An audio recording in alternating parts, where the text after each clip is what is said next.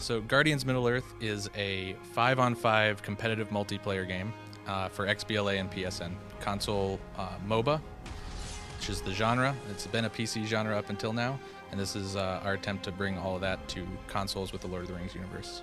The genre is all about characters. It's all about the diversity of the different Guardians you get to play as, and the Lord of the Rings has so many iconic figures that you'll see in the upcoming Hobbit films and in the books. You remember Gandalf and Legolas and all these really epic characters, but there's also just tons of more minor characters and people who are just mentioned, and lots of threads to follow that weren't fleshed out in the books or the films that we get to kind of bring more life to and character to and let people get a chance to play and really feel like they're being that character from this epic lore. The characters that ship in the game, that's going to be their skin, their look, their voice set. They have a pretty robust set of dialogue, like dynamic callouts and things that respond to a lot of different game actions, but that'll be the set you play with. There's no additional unlocks for those things.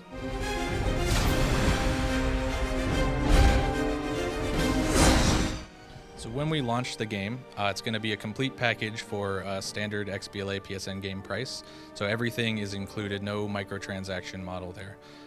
It's all going to be unlocked through gameplay, so you're going to earn coins and profile experience as you play that will allow you to unlock all of the different characters and the different loadout items and open up more customization options just through playing the game. So when we launch, there'll be 20 plus Guardians, but you'll have to actually earn your way to unlocking most of them, but no actual monetary microtransactions, just in-game earning and currency.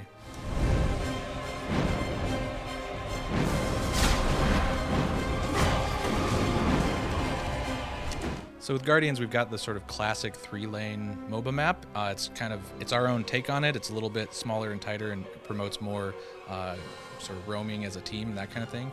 And even though that's the map that most people play in other MOBAs, we wanted to include a 1-lane map as well, because we've seen that sort of emerge in all the other PC MOBAs. Players kind of have these gentlemen's agreements about just sticking to the middle lane and clashing 5-on-5 in these crazy battles the whole time. And we saw so many people just imposing that rule on themselves because it's just fun. We decided to go ahead and build a map that was dedicated specifically to support and encourage that.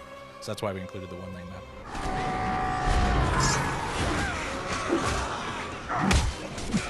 So we've got the skirmish mode, which is entirely co-op versus AI, so there'll always be a full team of real players against a full team of AI. But then we have the sort of middle ground mode where it's competitive, and you'll do matchmaking online for both teams.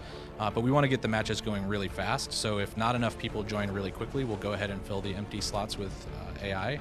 However, we do have a mode that is restricted to real players only. So if you don't want AI, if you're the type of guy who's going to quit when you see an AI get put in the match, you just jump into that matchmaking pool and it'll make sure you get only real players.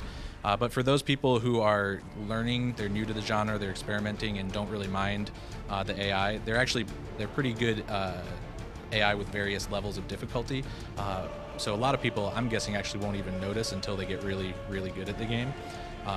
But that's kind of there to help those people along, give them a little bit lower pressure place to experiment.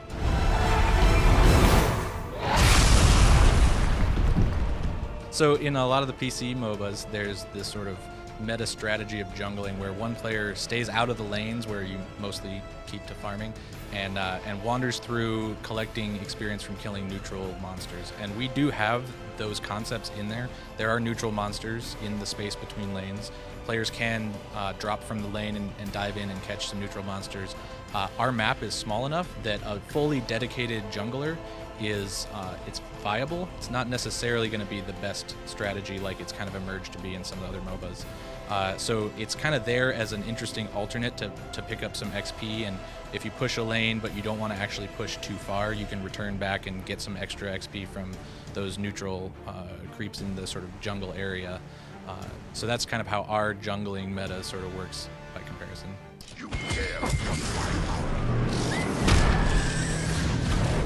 Shrine control. The design of our achievements, and we also have lots of in-game challenges as well that are kind of similar but give us a lot more freedom to experiment and play. we've really focused all of the achievements and challenges around concepts that promote team play, promote the types of strategies that as a teammate of that person, you're going to want them employing. So they're really intended to encourage and sort of be extra tutorials towards helping you learn what the right strategies are, as opposed to being the more kind of offbeat, crazy, different ways to play that you might see in some games that propose a challenge that maybe isn't the best for your team. That was one of the principles of designing our achievements and challenges. Make sure that it's a good way to learn a new strategy rather than a distraction.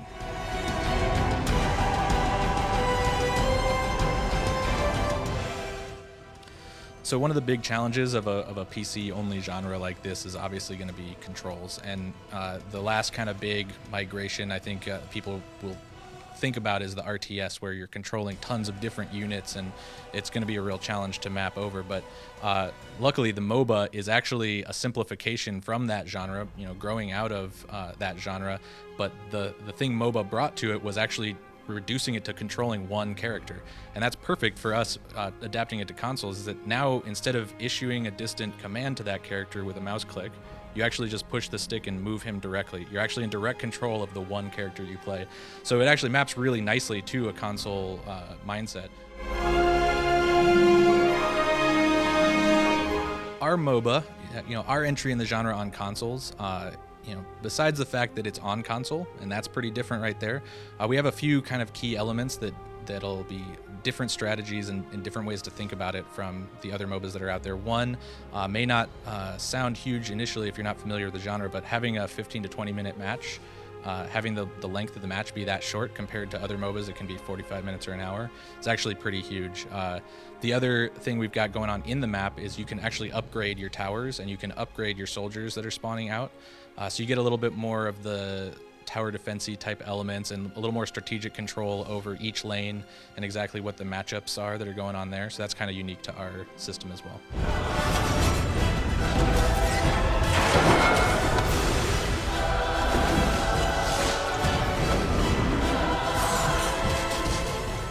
One of the biggest differences in terms of the in-game experience is from other PC MOBAs is the lack of the in-game item store for us, and that was a very conscious and intentional choice to make this work on consoles where the match is shorter. We want people in there playing high action the whole time, but at the same time, we've got some really hardcore MOBA players on the team. We're all very aware of the strategic and the balance ramifications of removing that large a component of the system. So we actually have those items in-game leveling up and unlocking as you play.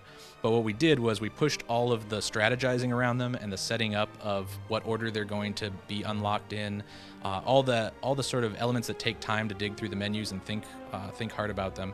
We pushed between matches. So you play the match and you're entirely focused on the action. Match is over, you've got as much time as you need to go dig through the menus and learn and read and think about the strategy and experiment with different types of builds and what order you want to go in. You set that all up, and then when you launch the next match, that's ready to go, and it will just unlock progressively as your character levels. So we kind of tried to put all of the battle preparation and the deep strategic thinking about that between matches, so you're not slowed down or confused. Hardcore MOBA players are just really quickly clicking on the thing they know they're gonna buy next. But a lot of new players will spend a lot of time in those menus, so we want to make sure that's not penalizing them in the game, especially with shorter matches. Relentlessly driven, Hilda thirst for knowledge has unlocked the power of explosive fire.